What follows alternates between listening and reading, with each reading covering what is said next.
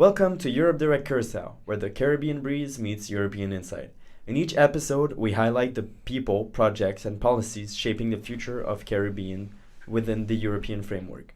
Whether you're a student curious about the EU opportunities, a policymaker navigating overseas cooperation, or just someone passionate about sustainable change, this podcast is for you.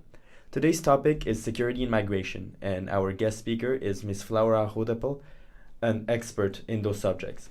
Before we dive into the interview, here's a little bit more about her journey and career. Hailing originally from the Netherlands, Mrs. Flora Goudappel has long been driven by a passion for European law and international studies. Her academic journey began with a law study at Erasmus University in Rotterdam, where her deep interest in the legal framework of the European Union was born. This early exposure to the complexities of EU integration, human rights, and governance laid the foundation for a career steeped in both scholarship as well as service. Over the years, she has held teaching and research positions across Europe, gradually building a reputation as a committed educator and advocate for EU awareness, particularly in overseas regions. Today, Flora serves as the Jean Monnet Chair in EU Law at the University of Curaçao, where she also leads various academic and public outreach initiatives on European integration and legal studies. Her work is dynamic, ranging from lecturing university students on EU institutions and European and human rights law, to guiding policy-relevant research that informs both local and European stakeholders. Her leadership has brought innovative academic programming to Curaçao, including development of interdisciplinary courses that combine EU law with Caribbean perspectives. She also introduced simulation exercises such as EU negotiation models that give student real-world experience in diplomacy and policymaking. At the heart of her work is a belief in education as a force for inclusion as well as empowerment. She is a vocal advocate for bringing EU awareness to young people in Curaçao as well as the broader Caribbean.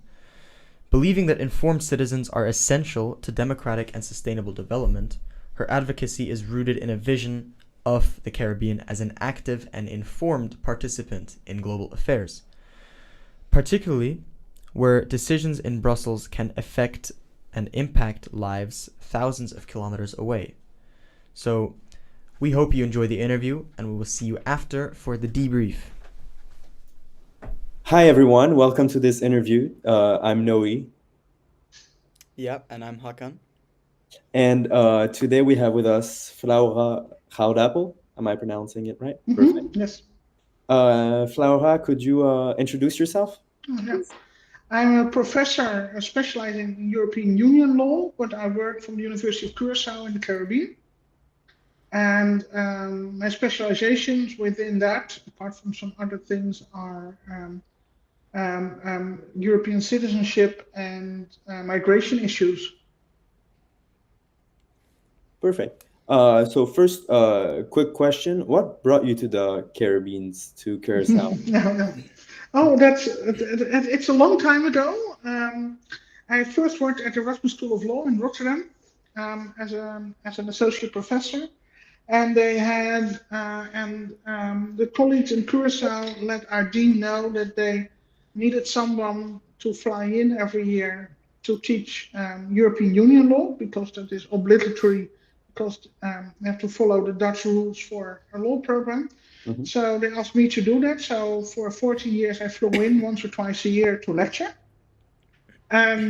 Whilst I was there, everyone asked me, but what's in it for us here in the Caribbean? Mhm. So I did some public lectures on that and wrote some publications on it.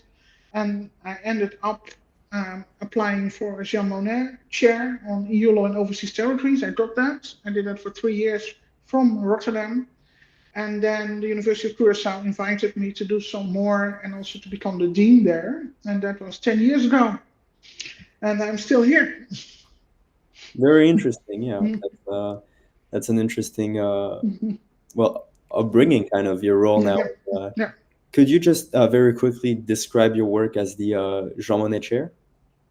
Yeah, well, I'm as a Jean Monnet chair, because it's only an official 3-year program, and you can you still do that. But I did That's both academic and public information and knowledge distribution. So we did even courses at Erasmus School of Law, but also in Curaçao on this specific topic, but also training for customs officers about how to fill in the forms for customs, for the special exemptions for overseas territories. So that was a lot of publications, but also and both academic activities, conference, etc., and for a more general public and for practitioners. Very interesting.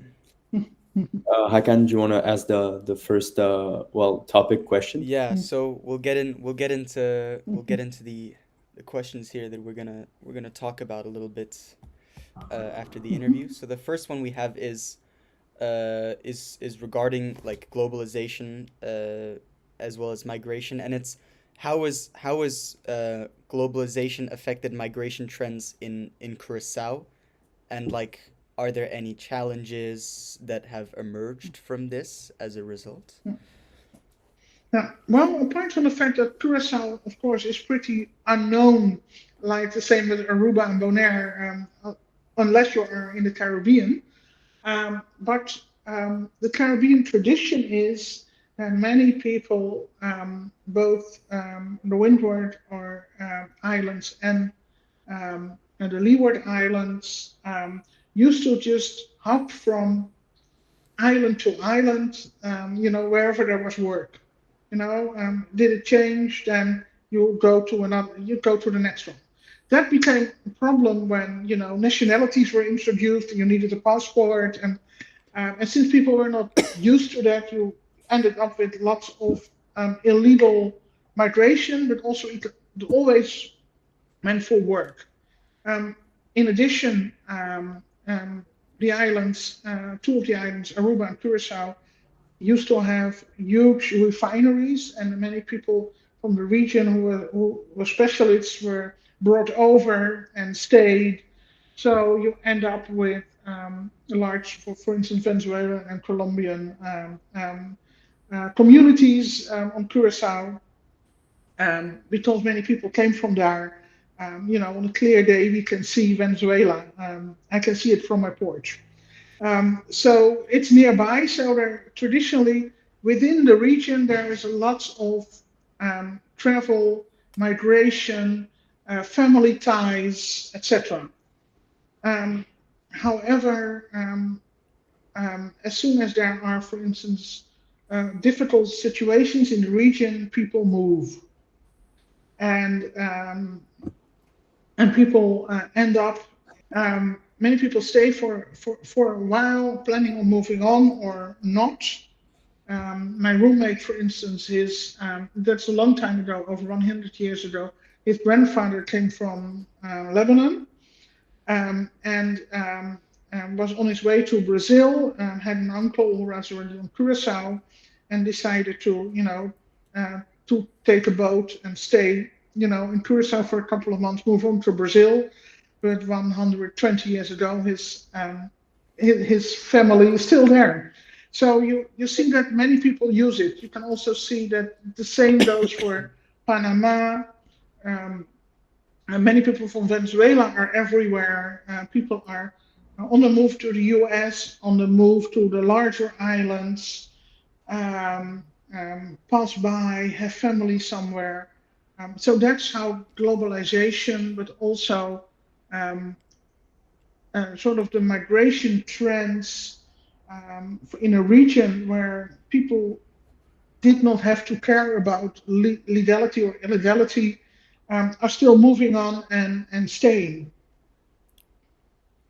And would you say that sort of issue with originally people moving from island to island to find work, do you think that that sort of issue that's arise now with that becoming less and less of a possibility, do you think that's an issue that's like native to the Curacao or the Caribbean region, or does it happen anywhere else?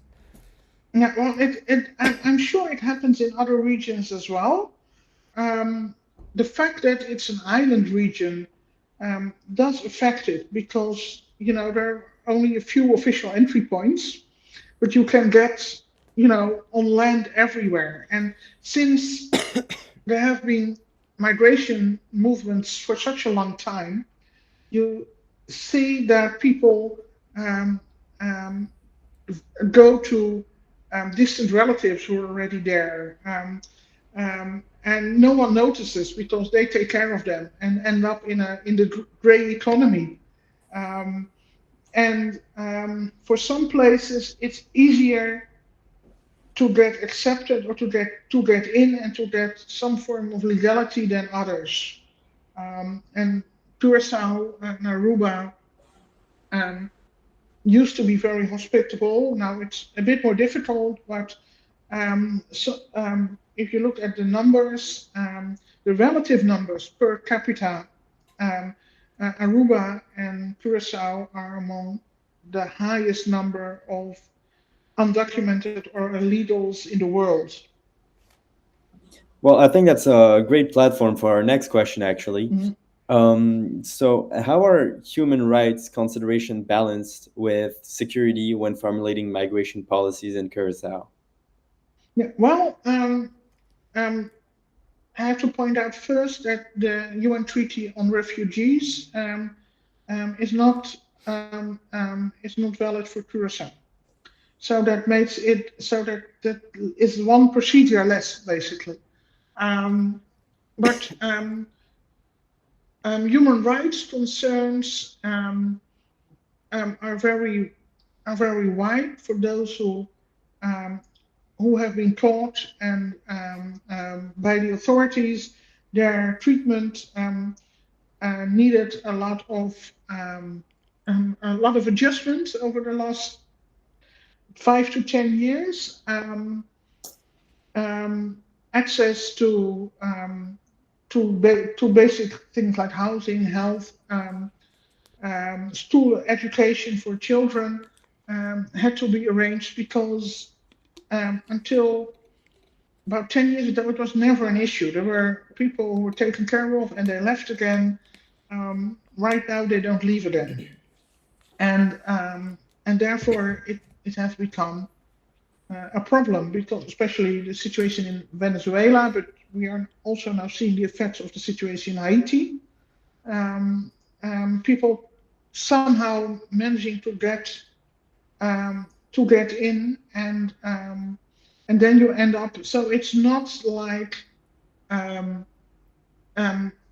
unhuman treatment, but access to all the necessities that human rights prescribe that had to be redeveloped with a population that is not supporting it.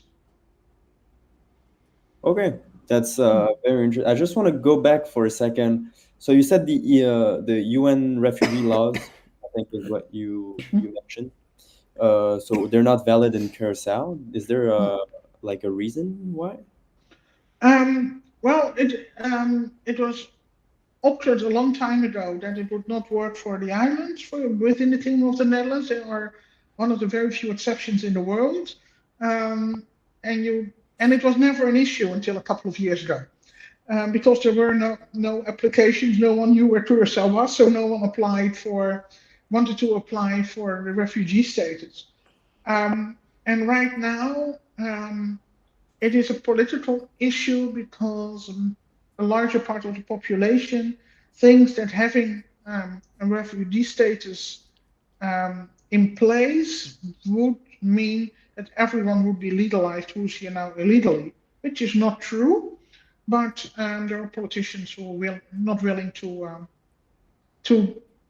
change the image that this has. So there is, like in many countries in the Netherlands, the same. There is the concept of refugee status and who can get it is not very well known.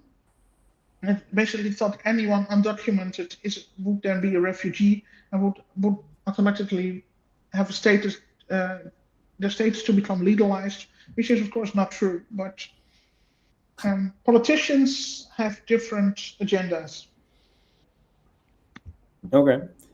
So, well, thank you for explaining that. I absolutely did not know about that. That's very interesting. Yeah, yeah. It is so economic. If you go somewhere illegally for economic reasons, you cannot become a refugee, because refugee means that you as a person individually run a risk for harm, injury, or your life, and that means, for instance, political reasons, sexual orientation, religion, or race. Okay. And wait, do many people, well, in general, that's kind of another platform, but do many people go to Curacao for economic reasons? Yes, it's all economic reasons. The situation in Venezuela and also in Haiti right now is very, very bad. Extremely bad. So people need to leave in order to get food, basic amenities, etc. And there is, of course, it goes with some political struggles. Those who leave for political struggles usually do not stay on Curaçao or Aruba, but tend to go to Spain, actually, or end up in Colombia. Okay. I have a question about the like EU migration policies. I want to ask if there's, for example, any EU migration policies that you think would be beneficial for Curacao, or any Curaçaoan policies that you think would be beneficial for like the EU. Yes, of course, especially in the south of the EU, where people come in on boats the same way as they do with us here. You can see that the procedures have been developed, which could be very helpful to just copy them, and because it means that there has already been a trial and error in different European countries, and we are new to this problem. So you can definitely see what kind that, especially for reception and discussion of status, the procedures for that would be very helpful for us. And uh yeah, I have another question. Do you think that one of the one of the one of the or like a possible solution, let's say, would be making for example, like legal migration easier, like the process easier? Do you think that would get rid of some of the illegal migration? No, and I think so. We had one general pardon round, and there are many people on the island who have overstayed their welcome. So they came in legally at some point for a holiday or on a short-term work permit, etc., and for some reason could not leave. And they tend to have found their way in um, um, the workforce. Hmm. So they contribute anyway, but their situation could be improved. But also for the island, they could benefit because they are happy to pay taxes, for instance, and now they are not. So they could actually, since they could have a more structural position. Right now, their diplomas are not checked and not recognized as such. So there are registered doctors who sweep the floors in the mall here. So you could make better use of those who have ended up here, and you could also select for positions that need more people. And I, kn- I know that having a lot of immigration into Curacao would have an effect on the job market, for example. But what I want to know, what kind of effect it would have on the economy. Like, would it be a positive or a negative effect? Well, it depends a bit. Right now, there is high unemployment on Curacao, but it's mostly unskilled workers or workers who are specifically trained to work in the refinery or sort of adjacent to the refinery types of jobs, and they find it very difficult to get back into the workforce, but they do not have the right diplomas or right experience for the job openings that exist. So for that, it could be a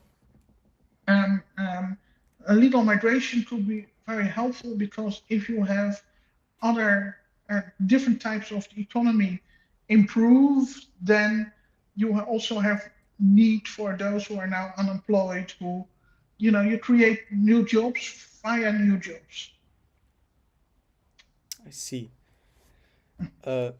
We have like one more question, but I think I don't know if Noe wants to ask it, or if I should.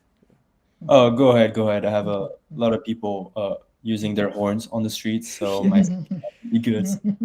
Go ahead. So we have to of course think to the future, So my last question to you is, what do you think these trends are going to look like in the future?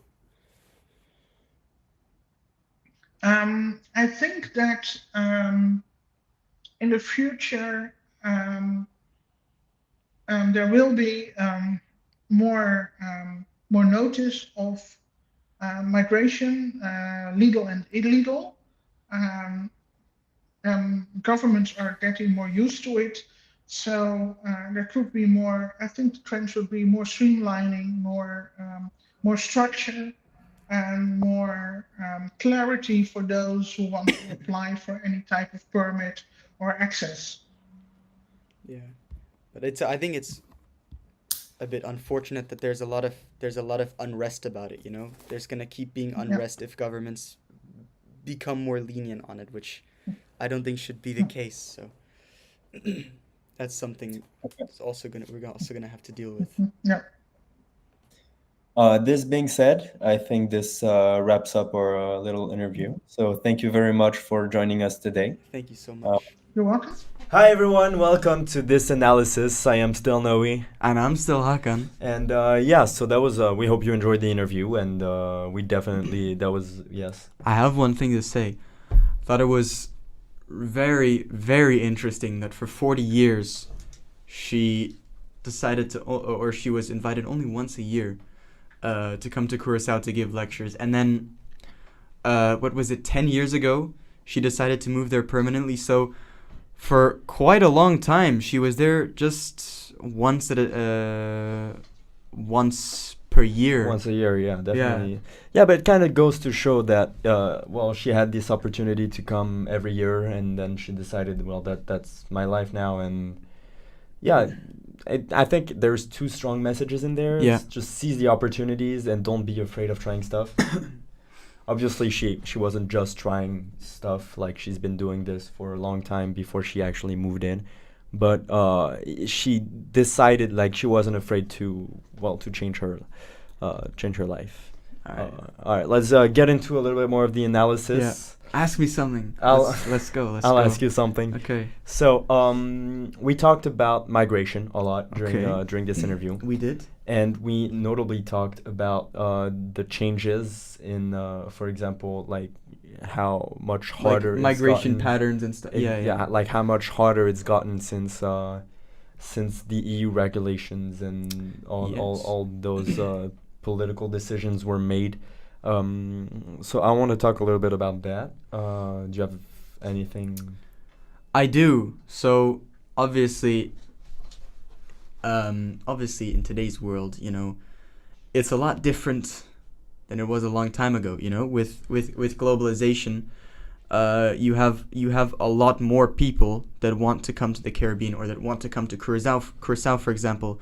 let's say for economic purposes, you know, you had that a long time ago, but you only had that around the Caribbean. People from the Caribbean would go to other places in the Caribbean looking for work, as as Flora said. But now you don't just have people from the Caribbean wanting to go to different places in the Caribbean. You have everybody from all around the world that want jobs, that want good opportunities. So I think that makes it a lot harder, you know. There's a lot more people, there's a lot more culture. Which definitely makes it a little bit harder. And now as well, you have you have work permits, you have visas, you have all of that bureaucratic Definitely stuff that makes it a lot harder to stay. Absolutely, but I mean, to look a little bit more into the bright side, yes, a lot more people are here, and it makes the migration process much more complicated. But the European, well, this is kind of due to like the expansion of the European Union, of course, and all of that. But it also brings a lot of opportunities, like we talked in the other podcasts. So maybe, well, I'm not anyone to go and make that conclusion or be that force in the balance, but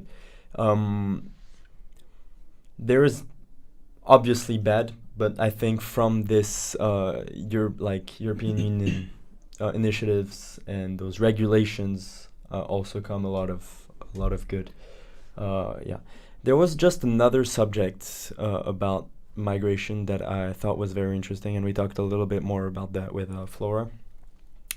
So it was that Curaçao, and I think the Caribbean in general, are not protected by the UN Refugee Act. No, they're not. And I thought that was very interesting, and interesting. Well, I mean, you know, Flora said, you know, it used to not be an issue because she said obviously in a joking manner that nobody knew about Curaçao, nobody knew where it was, Definitely. and therefore nobody would come there. So it never served, it never seemed to be a problem. And you know, she also mentioned that they didn't want it because it didn't work for them. So, I mean, yeah, it's become I know it's become a big political issue in recent years. You know, people want, or let's say not people, but politicians. I mean, they are people, but politicians want politicians want to shift the narrative, you know, in their favor. So let's say they'll blow the problem out of proportion, or they'll put the concept of not accepting the UN laws for migrants, you know, up in the air, meaning that politicians can say whatever they want, you know, like, oh, they're coming here, they're not leaving, or not accepting these UN laws means migrants can come here and just become like, instead of illegal migrants, they can just become legalized, which a lot of people don't like. And yeah, politicians do use that, or may use that. I'm not pointing fingers, but to shift the narrative in their favor.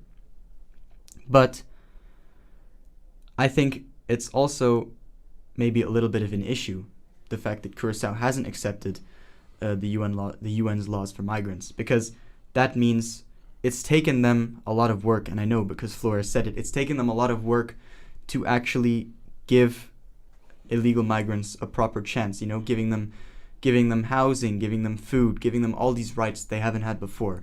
So it's now become an issue, and now they have to work extra hard in order to facilitate these migrants and actually give them a proper surviving chance.